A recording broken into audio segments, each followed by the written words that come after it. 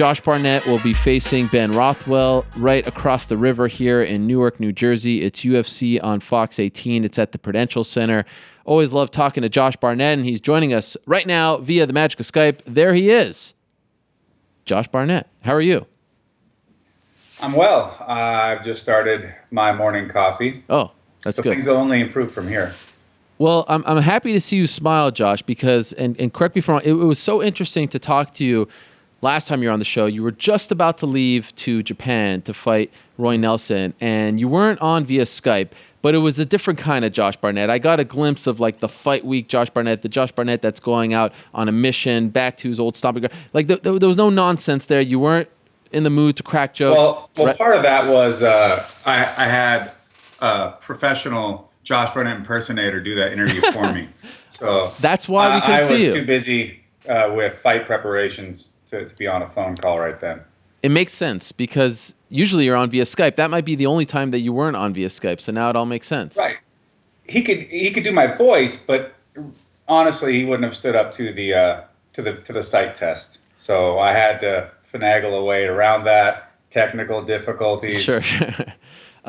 What about that moment? I haven't talked to you since the fight, of course, and I know you've had great moments in your career, but to go back to Saitama, to have a performance like that, the way you looked, the way you fought, where does that one rank? It felt special as a viewer, as a longtime viewer of yours, but for you personally, where does that rank? I have no idea. Okay. I don't really think about it that way, and it was a really good moment, and it was. You know, it's always good to see the fruits of your labor come through with all the training and everything, and just the game plan working as expected, except for the fact of I had originally intended to take him down, but the striking was going so well, I thought I could knock him out, and neither one happened. So it wasn't perfect. So you were disappointed with your performance? Well, he went to a decision, so that's always a disappointment for me. Huh. But overall, from a non-critical level, I mean, it was a good fight. People enjoyed it. There you go. 25 minutes worth of time working is always better than 5 seconds anyways, too. So if I was able to knock him out, maybe there was improvement that I wouldn't have been able to make for this fight, because I didn't get that experience in the ring. What was it like being there fight week in Japan? Did it feel like the old days? Is this a new market? What was it like for you? Not entirely like the old days, but there were some overarching similarities. And being there for fight week was fantastic. I loved it. It was incredibly easy. And I mean, except for maybe a few technical things like they wanted me to set up my Facebook chat through the UFC site through an app that I couldn't run on my phone because I run a Samsung Galaxy 6, which is an Android, and the app was only for iPhones. So I mean, little stupid things like that, but otherwise, I loved it. It was so freaking easy over there. But then again, I'm so used to that environment, and I think that a lot of the people working over there in Japan were familiar with me from old stuff back in the day. Right after the fight, I spoke to your manager, and he said that you could come back in 2 months. I bet you did speak to my manager. Did you? That must have been a real interesting moment. I hope your wife doesn't think you're becoming schizophrenic. No, I love your manager. One of my favorites, if not my favorite. My manager. What is his name? There's a picture of him right behind you, and. Oh, yes. Oh, me. You're right. Yes, that's right. That's in a different world. That's a different kind of manager. He said to me that, it could be 2 months, it could be 2 years. You got a lot going on. Something very interesting that was said was, you have to decide whether or not you want to fight for money or your legacy. Legacy means you continue your fighting career. Money, well, or if money is the most important, you go do movies and things of that nature because you got a lot on the table. So I was thinking, wow, that might have been Josh's last fight, at least for a while. Now here you are coming back in January. What got you back? A bunch of legacy tinged in money. That was the biggest part. It's a lot harder to plan ahead nowadays with all the things that I'm involved in. I'm I just got back. I was at SEMA earlier this month, the Specialty Equipment Manufacturers Association convention. I'm there every year with Center Force Clutches, and I'm always doing stuff in the car industry. And so there's a couple build projects that I'm trying to get underway. Not to mention movie project stuff, which it's a lot like fighting in that things change on a moment's notice. The way I always look at it is it's like all these things sort of hover around you, and every now and again one just comes down. You never know when one of those is going to come down. They tell you, oh, well, in April or this or that. And it's just like with fighting, where they'll say, oh, we want you to fight on this card against this guy. And you go, okay. And then all the other variables come into play, and that doesn't happen. And everything gets switched around, and you end up on this date or against that opponent. It's the same with movies, maybe even more so. So trying to play a little bit of the Great Karnak and open up that mayonnaise jar off of Funk and Wagnall's porch and try to figure out what the answers are going to be so you can plan ahead. Johnny Carson jokes probably aren't going to go over really well with our demographic, but yeah. But it's worthwhile to do it, and it's hair pulling at times. And luckily, I still have a full head of hair, but I don't know if I keep on with all this fighting, movie stuff and everything. Who knows how much I'll have left? But it's running me to the ragged edge, but I like it, and I'm here to live life, not coast comfortably. And I've even got my training duties. DJ Taiki is going to be fighting on the Ryzen December 29th card at featherweight, and he's down here in CSW training with all of us. And I got Victor Henry, who's fighting for the King of Pancrase title at bantamweight, December 13th, Pancrase 273. That'll be live on Fight Pass. I got a lot going on. So did they have to sweeten the pot to get you to come back? I always like sweet pots, even though that could be controversial, I suppose. I don't know. That's not a marijuana joke. Okay.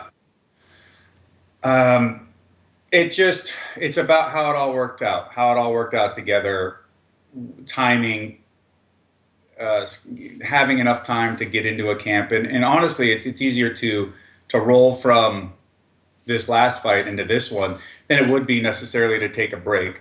And in the way I saw it is, if I took like a short to medium break, would have been worse than to take a really short break, go into a fight, or to take a really long break, do other stuff, set up well in advance for the fight. So I just turned 38 maybe 2 weeks ago. So happy birthday. It takes a little longer to get into these things. How many more years do you want to do this for? Have you thought of that? Yeah, till I'm done. That's the only answer that I can ever give faithfully and honestly, because you don't get the opportunity to be an athlete all your life. And so while I may be able to continue to grapple or do some other things after fighting has its window, and then when that's closed, it's closed. So I'm going to run it until the wheels fall off, and that's the only way I can see to do it. It appeared to me that you were in maybe the best shape of your career. I mean, you look tremendous. Do you agree with that, A? And B, how did you get to that point? I was in pretty damn good shape. I was working with my buddy, Eric Hammer, he's like my main sparring partner and has been for the longest time, but he's been working with a lot of different diets on athletes. And right now he's working with Helen Maroulis, Aaron Pico. I think he's even working with Elena Piriskova for their diets. And they're some of the top freestyle wrestlers in their weight classes in the world. And they're finding their weight cuts to be easier and feeling stronger and getting on the mats bigger. So, if it can work for them, it can work for me. So working with that was an improvement in just not so much how I show up on fight day, but also how the day-to-day training goes, because it breaks you down so much. And being able to recover properly is so incredibly important. And it had a big help with that. Also, being in shape is pretty much the biggest key to fighting in a lot of ways. And Carl Gottschalk said, conditioning is your greatest hold.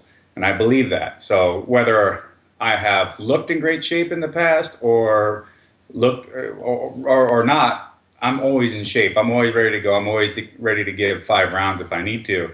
And, 5 rounds is a lot of output. I threw a lot of strikes in that fight, and you can't do that unless you have the gas tank for it. And it's not just even about having a gas tank. It's about being able to expend that energy to go hit that quarter-mile blast and then be able to turn around and hit another one. So how quick can you recover?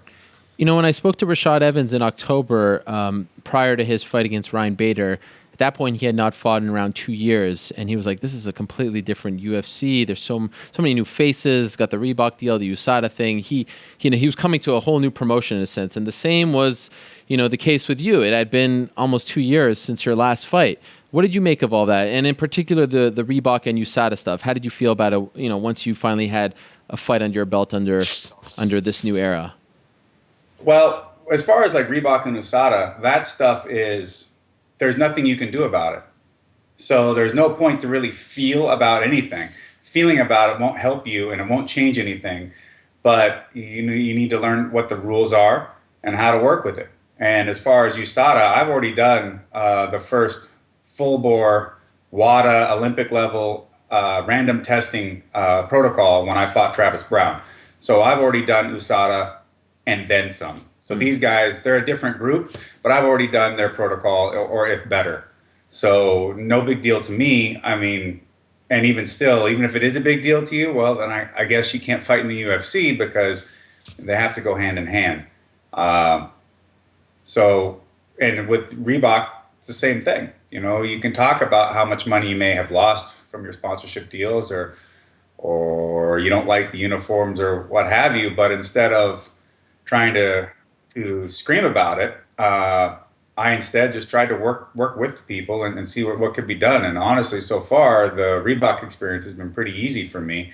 It's like I've said in the past, I would love to see more personalization in terms of colors and styles and things like that. Maybe even just a set group of patterns or graphics that you can alter color-wise. That's it's just a simple matter of swapping out different palettes, but for the individual fighters. But otherwise, the gear worked fine, everything was okay. But when it comes to the overall landscape of things, USADA, Reebok, that's more on the business side of stuff. When you get into a ring, fighting's fighting. Fighting hasn't changed. War never changes. So, I can't say how Rashad feels about this, but I know I don't really care. I know I'm going to walk into a ring or a cage, and someone is going to be there claiming that they can kick my ass, and I'm out there to prove them wrong. So there is no difference. It doesn't matter if you transported me to the UFC 20 years from now, or whatever the organization may be at that time. I know that there's going to be another man at the other end of that ring, and I'm going to go out there and beat the smack out of him. So fighting is fighting, man. There ain't much to wrap your head around. Either you want it or you don't. So this is a big fight against Ben Rothwell, a character that's coming into his own. What's your take on Big Ben? The laughing, the promos, the dancing, and, of course, the fighting as well. Well, I'm not worried about the dancing. Okay. I already defeated Daniel Cormier in a dance-off. Yes, Daniel. I defeated you. You were unprepared. Your hips were not well lubricated for that moment. But, Ben's an all right dude. I've known him for a very long time. He is a fellow nerd as well as I am. He's a Magic the Gathering geek. He used to play video games, I believe, to a professional level. Now, I could be wrong about that, but I remember him telling me about that back in the day when he was fighting in that heavyweight Super Brawl tournament that Tim Sylvia won. Okay. So, this fight might be decided by a game of Magic or Street Fighter 2. You never know. I'm sure the execs at Fox would love that if you guys just stopped fighting and broke out the cards like you did one time on this very show. Yes, I did. Yes, I did. And I won. Yes. By the way. One, you were ill-prepared because you didn't even have a deck. No, and I don't even know anything about Magic because, contrary to popular belief, I'm not as big of a nerd as people think I am. But I'll tell you what I do love. You are a big nerd, but you're a more specific nerd. You know what I mean? Nerd comes in many shapes and sizes. When it comes to sneakers, you are a full-blown dork. Fair enough. Right? Fair enough. That's okay. That's okay. You know what I'm nerd of? I love the round 5 figurines. They don't make those anymore. But my good friend Gonzo Customs, go to this camera right over here. He sent me last week. He sent me a custom-made Josh Barnett. That, I mean, this is It's based off of the HAO Pride figures. Yeah. I mean, look at this thing. Do you have one of these? Did he send you one? No. I have never had the opportunity to really meet him, and every time we've been in the same area, we've never hooked up. But look at this. He does quality work. That's this is for sure. insane. Look at this thing with the shoes and the Pride gloves. This is all handmade, one of one. How do you feel about the fact that I have this and you don't?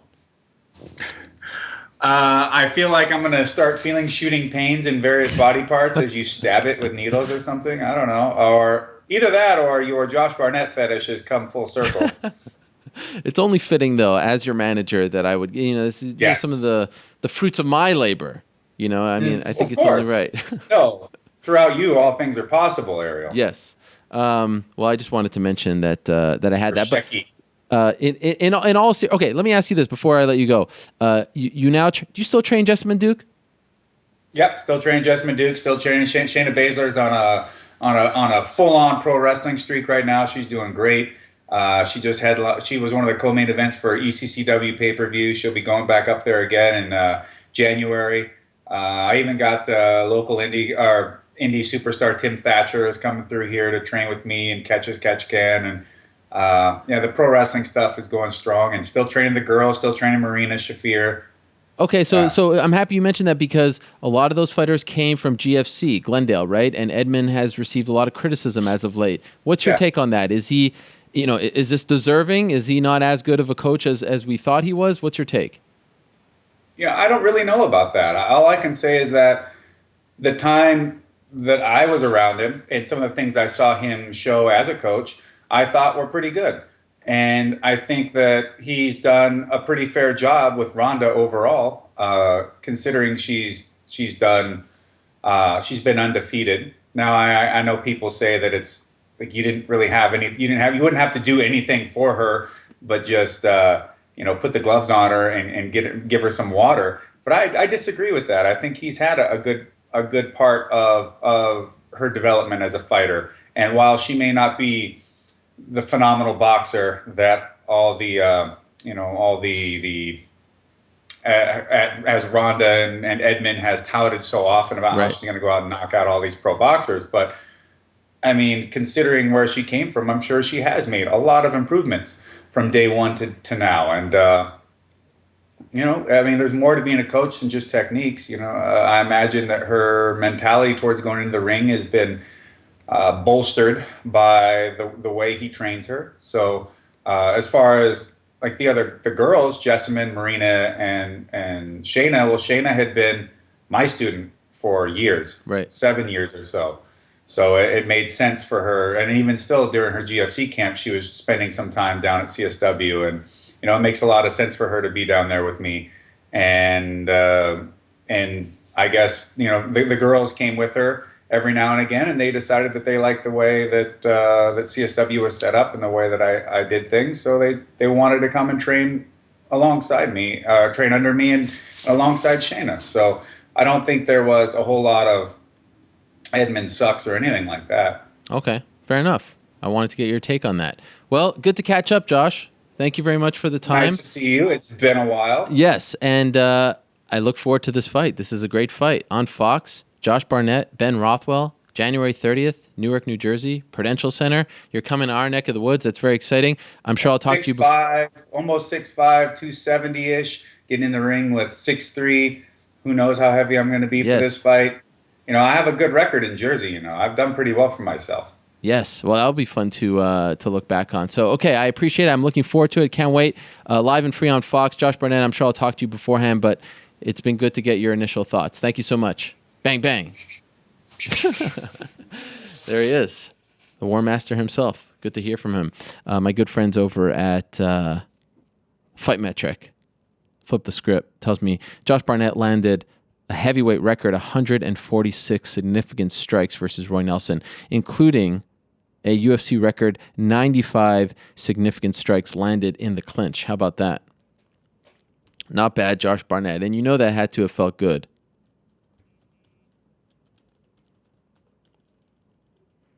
Considering how his fight against Travis Brown went at UFC 168. What's going on here?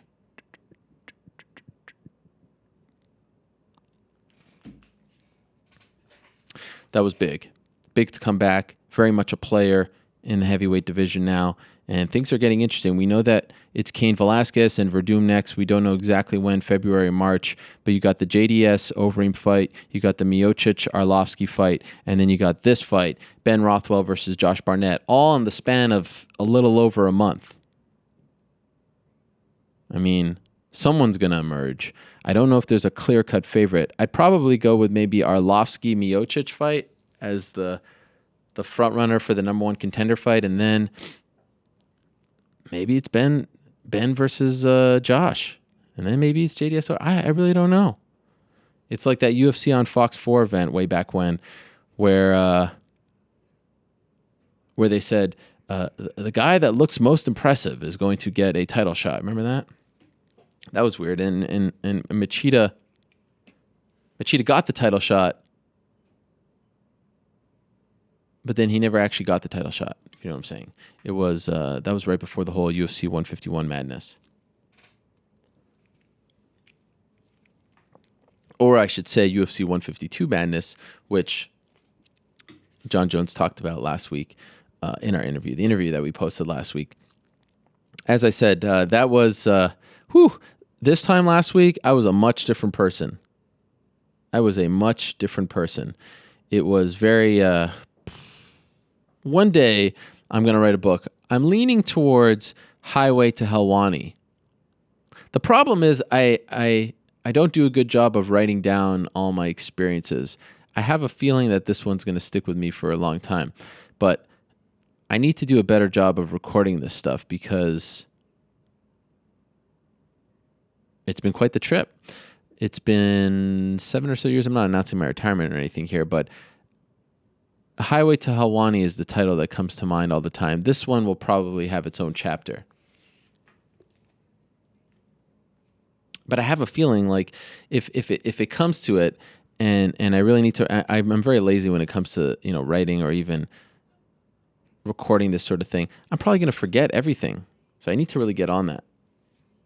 But it made the comments afterwards and the feedback, it sort of made it all worth it. So I really truly appreciate everyone who wrote in, who sent us messages, who of course watched the interview, and I still have a couple more interviews from my trip to Albuquerque. What a great trip that has turned out to be. Yesterday I posted one with Carlos Condit, who at the very end of the interview said, I don't have a lot of time left, and I thought that was very interesting as he prepares for a welterweight title fight. I have 2 more left to post, one with the aforementioned Andrei Arlovsky and another with the aforementioned Alistair Overeem, in which Alistair Overeem actually physically assaults me in the middle of Jackson Wink. No joke. Takes me down, ties me up like a pretzel. A svelte Alistair Overeem, no less. I'm tapping furiously. He's tickling me, just to give you a little preview here. He's tickling me in the hip. I actually had a bruise. Should have taken a picture. And I'm tapping. He's ignoring the taps, a la Husimar Palhares. And this is all caught on camera, and no one does anything about it. How about that? That will be out soon. So in a minute, we're going to be joined, hopefully, by George St. Pierre. What an honor and pleasure it is to have him on the show once again. Had him on, I think, twice thus far. Once, episode 200. Another time after UFC 171. Did we have him another time? Maybe. It was a big day, or at least we thought it was going to be a big day in Nevada. They were having another one of their hearings. This one, again, not being televised on Fight Pass. Second time in a row. I wonder if that's a sign of things to come. And the big item on the docket was the Vanderlei Silva rehearing.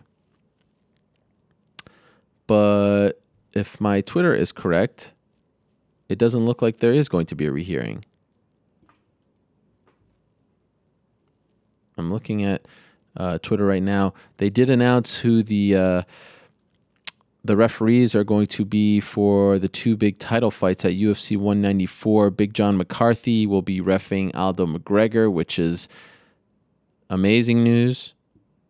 Great to see Big John back in the mix in Nevada. And Herb Dean gets Weidman Rockhold. Oh, and just as I say that, Sean Al-Shadi posts an article on the Vanderlei Silva rehearing, again postponed by the Nevada Athletic Commission. This is the saga that will never end. This is from Sean. Vanderlei Silva's rehearing. And by the way, if you missed Sean's story on Jose Aldo and the men who faced him, it's just outstanding. It was posted last week. You can easily find it on the site. Vanderlei Silva's rehearing with the Nevada Athletic Commission was again postponed on Monday, with the NAC electing to table the issue for a December meeting after Silva's lawyer, Ross Goodman, attempted to introduce a consent order, a voluntary agreement between two parties without an admission of guilt. He negotiated with Nevada Deputy Attorney General Chris Eccles. Silva was not present at Monday's meeting. The commission ultimately postponed the discussion until December to allow ample time to review Silva's consent order. So you can read the rest of that on MMAfighting.com.